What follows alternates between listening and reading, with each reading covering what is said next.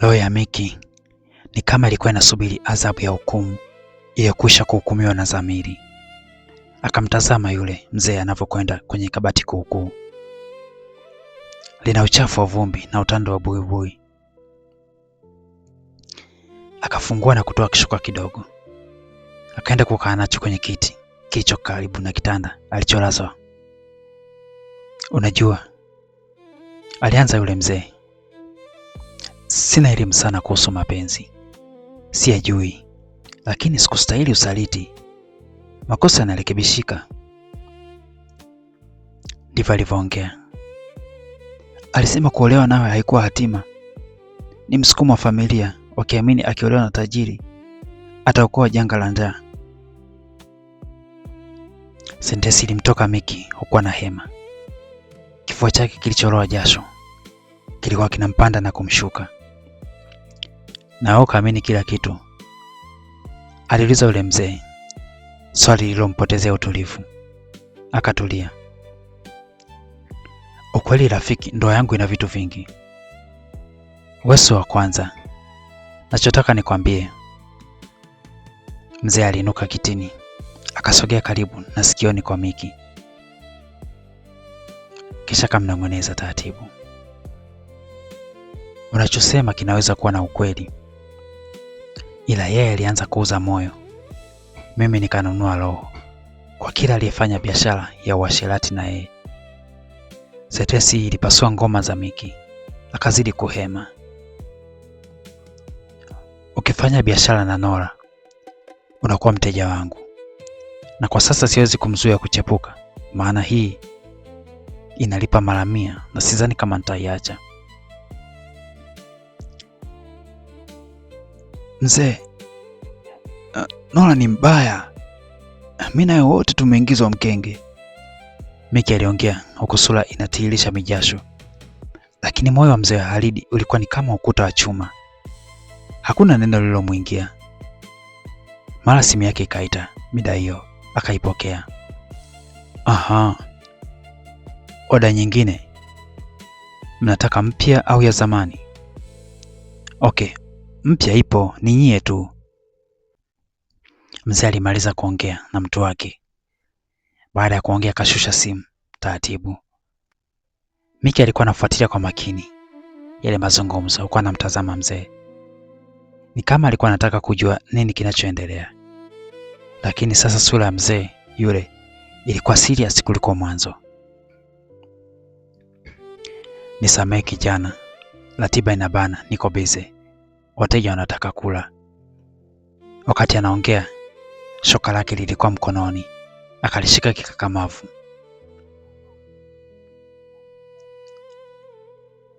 Kila mtu alijua ni mke wa mheshimiwa. Pale kwenye kiti alipokaa, alikuwa ni kama ua la kupendeza ukumbi wote wa hoteli. Amependeza na zaidi anavutia. Sura ina muonekano angavu, ngozi yake laini ikipendezana na gauni lake refu alilovaa pamoja na mkufu wa bei ghali shingoni. Wahudumu wake mwenyewe walikuwa wanamwangalia kwa mshangao, maana siku hii Nora alitoka kivingine kabisa. Akaitazama biashara yao inavyochangamka. Mambo yanafana. Nyuso za wateja zimejaa tabasamu, lakini moyoni hakuwa na furaha. Hasa ni kutokana na kutoweka ghafla kwa Miki. Siku ya 3 sasa, bado kuna sitofahamu. Na kwenye simu yake kulikuwa na message call zaidi ya 50 alizompigia mwanaume huyo ambaye ni mchepuko wake bila kumpata. Mara hii akainua simu tena na kumpigia. Namba anayopiga haipatikani kwa sasa. Mambo yalikuwa vile vile, wala hakuna kilichobadilika. Kuna nini na kwa nini natokea hivi? Na zaidi akivuta picha, hii si mara ya kwanza kwa michepuko yake kupotea katika mazingira ya kutatanisha. Na ikitoweka tu, hakuna sehemu inapopatikana, iwe mtaani, kwenye simu ama mtandaoni. Hilo lilimpotezea raha. Hata uzuri wake ambao watu wanautamani kuona haukuwa na maana kwake. Maana kila kitazama kwa kina, roho ilimwambia kuna hatari inamjia. Wakati Nora amezama, mkono baridi ulimshika shingoni. Akashtuka na kugeuka haraka. Mzee Alidi alikuwa pembeni na apron yake ya kazi. Tulikubaliana leo weekend kazini tunakuja kuenjoy tu kama wateja wengine. Mbona? Nisamehe Nora.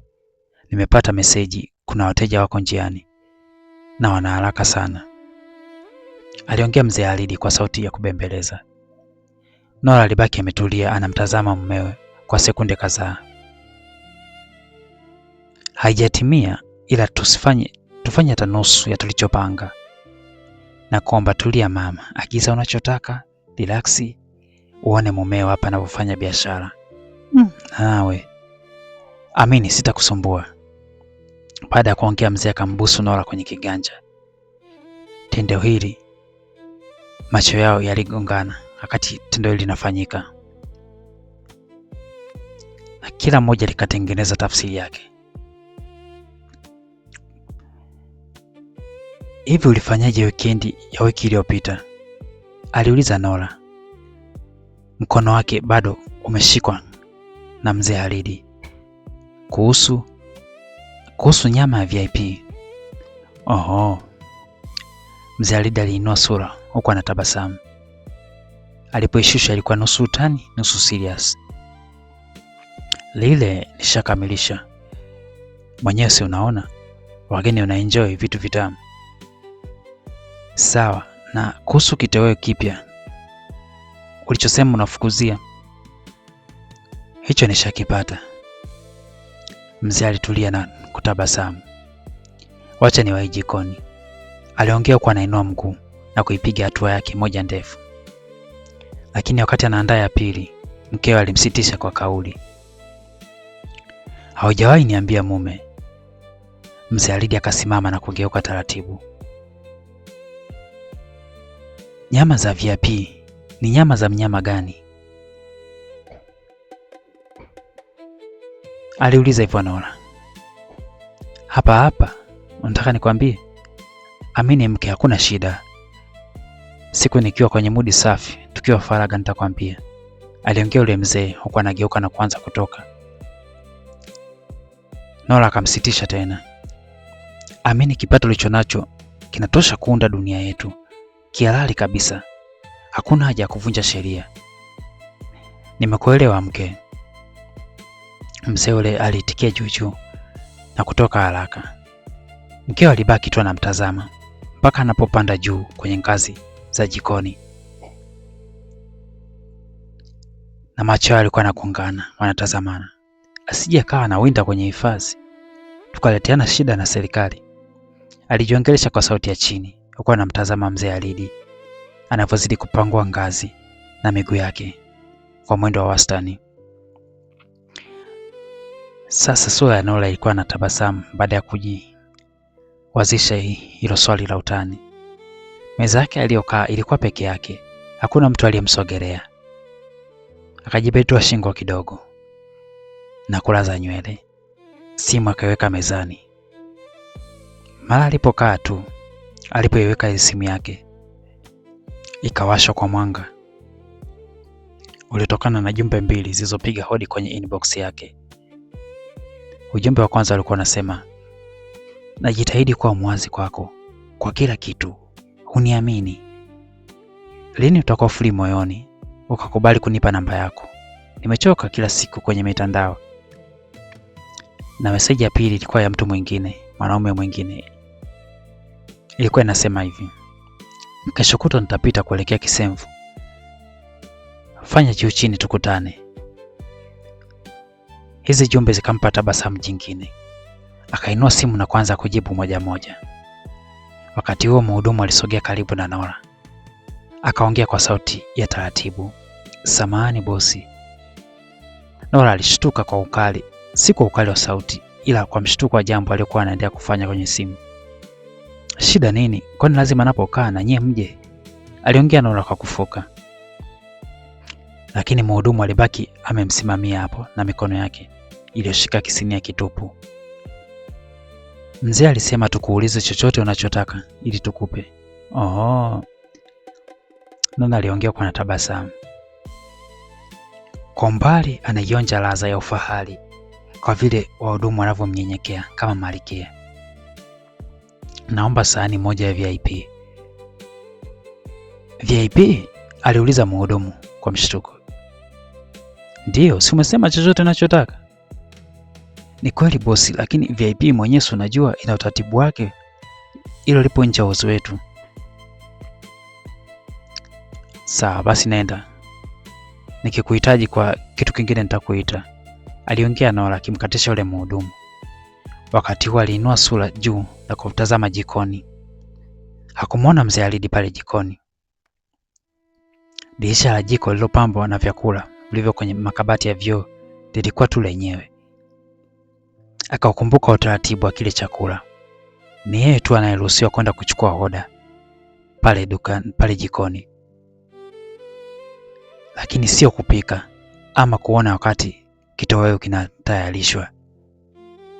Ana ruhusa kuingia kwenye dirisha, ila sio kuingia ndani ya jiko. Pia pana kamera na pana password kwenye mlango, na hiyo password anaijua mwenyewe tu mzee Halidi. Kwa nini vitu vingine haniambii? Hilo swali lilipita akilini mwake. Ila sio mambo yangu, ni mambo ya utajiri. Mimi mwenyewe na siri zangu, wacha nidili nazo zangu. Sentensi hiyo aliipendekeza kama jibu. Akainua simu na kuendelea kuchati. Asubuhi ya siku iliyofuata ilimkuta Nora akiwa kitandani. Yeye amelala, mumewe amekaa pembezoni. Kila mmoja ana waza yake. Upande wa Nora kwake alikuwa hajapata jibu la fumbo la kutoweka kwa Miki. Anachokumbuka walilala wote kitandani siku ile chumbani, lakini alipoamka alijikuta yuko peke yake, na kitu pekee alichosaziwa kinachohusiana na Miki ni ile harufu ya mafuta yake basi. Jambo ambalo si kawaida mwanaume huyo kutoka bila kuaga ama kumpigia baada ya kutoka, akikumbushia kilichofanyika ama kuomba kiasi kadhaa cha pesa. Huu ndio utaratibu wake, wala kuzani kama kuna siku moja Miki naye ataingia kwenye orodha ya michepuko yake iliyopotea kimazingara. Na je, atamuuliza nani ili ampe jibu? Akimtazama mzee Halidi yuko busy na fikra zake, amekaa mwishoni mwa kitanda. Hata hivyo si mtu sahihi huyo, maana hajui mambo yake na hajawahi muona akichunguza ama kumuuliza maswali juu ya uaminifu wake. Na sheria kuu iliyokuwepo kwenye ndoa yao ni hakuna kushikiana simu. Kwa kujua hilo na mengine, akapiga kimya ili kukwepa kituko cha mke kumuuliza mume habari za mchepuko. Hilo ni moja. Pili, alikuwa anajiuliza vipi atakutana na mwanaume mwingine aliyesema siku chache zijazo anataka akutane naye. Hakujua ni vipi, hasa akifikiri namna ratiba za kazi zinavyobana. Japo ni hatari, ila sehemu sahihi ya kukutana na wale wanaume ni nyumbani kwake kuliko sehemu nyingine yoyote, kutokana na ugumu wa ratiba na namna anavyojulikana. Moyoni Nora alitamani iwe hivyo, lakini kila ikimjia taswira ya Miki, roho mpya ikamwambia mazingira hayo pia yanaweza kumsogeza kwenye njia ya giza. Mke wangu. Sauti ya uchovu ya mzee Halidi ilikata wimbi la mawazo yake. Alishtuka ila akapotezea kwa tabasamu. Abe, mume wangu, kwenye maisha yangu, it's very nice to meet you. Nakupenda sana, aliongea mzee Halidi huku anageuza sura. Nami kwangu ni hivyo, nakupenda, Nora alijibu. Sura inatafuta tabasamu la bashasha, lakini moyoni ni msara. Sole, sikusema mapema, jioni nina safari ya siku 5. Nataka niende Magoma nikatazame maendeleo la shamba letu la mizabibu. Pia kuna ishu zangu nyingine binafsi. Ishu gani? Aliuliza Nora kwa mshtuko. Lakini moyoni alikuwa ana chembe za furaha kutokana na ile nafasi iliyojitokeza kimeujiza. Ni nafasi anayohitaji. Japo haijaisha maswali, japo anaiona hatari kwenye maisha yake, ila moyo wa Nora bado hautaki kusubiri. Hataki kuiacha starehe ile ya kikombe cha usaliti inayomwendea vibaya, na huwa hawezi kuiacha hata akijaribu. Khalid muuza nyama za watu, episodi ya 4 ndio mwisho kwa huu msimu wa kwanza. Asante mdau wangu kwa kuwa nami kutoka tumeanza mpaka sasa. Nitahitaji maoni yako hapo chini kwa description. Nitahitaji sana maoni yako, unipe maoni ikiwa umependa kitu gani na mhusika gani umempenda zaidi kwenye story yetu hii, na ikiwa kwenye tutakapoendeleza comment kama unataka iendelee, onyesha kama unapenda iendelee. Pia comment ni kitu gani ambacho umekipenda kwenye simulizi hii na mhusika gani ambaye umempenda. Hii ni simulizi la muendelezo na itaendelea msimu mwingine, na kila msimu unakuwa na episode kadhaa. Mdau, kama hujasubscribe na kukumbusha sasa subscribe, comment, like na kushare kwa marafiki ili tuzidi kuikuza familia hii na tuzidi kukuza ukurasa wetu. Basi nikutakia siku njema. Asante.